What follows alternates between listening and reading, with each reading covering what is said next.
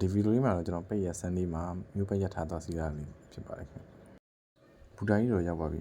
နေပြီးတော့ဒီရဲ့အမျိုးရထားဆိုင်လူတော့အနေငယ်ရှုံနေပါကျွန်တော်လည်းတင်တန်းပြန်လာဆိုတင်တန်းဝတ်စုံနဲ့ပဲရှောက်သွားလိုက်ပါဒါကတော့ရန်ကုန်နေပြီးတော့ပြေးဆွဲနေတဲ့စပိန်ဒီရဲ့အမျိုးရထားသစ်တွေဖြစ်ပါတယ်ရထားတွေကမြန်လဲမြန်တန်လဲတန်လာနေတွေ့ရှိရပါဒါကတော့ဂျပန်ဒီရဲ့အမျိုးရထားသစ်တွေဖြစ်ပါတယ်ဒါလက်ရှိရန်ကုန်နဲ့ပဲကိုပြေးဆွဲ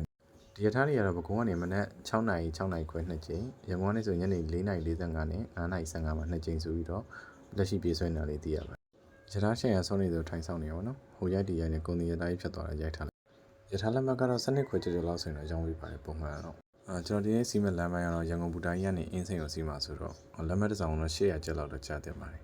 သူကတော့တနားရီထွက်မဲ့ရထားလေးဒီ RB ရထားဖြစ်ပါတယ်သူကဒီအင်းစိန်ကနေ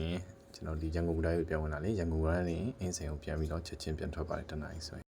ဒါကတော့ရန်ကုန်ဘူတာကြီးကနေအင်းစိန်ကိုပြန်ပြီးတော့ထွက်ခွာတာလေးဖြစ်ပါတယ်ခင်ဗျ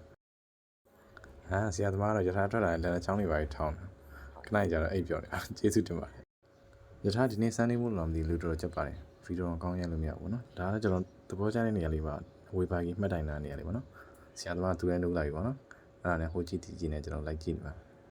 ဒီမျိုးပဲရထားနေရာလေးနေ့စဉ်သွားလာမှုတော့တော်တော်လေးရေးပါတာတော့တွေ့ရတယ်ပေါ့နော်ဒါကတော့ကျွန်တော်ဒီအင်းစိန်ဘက်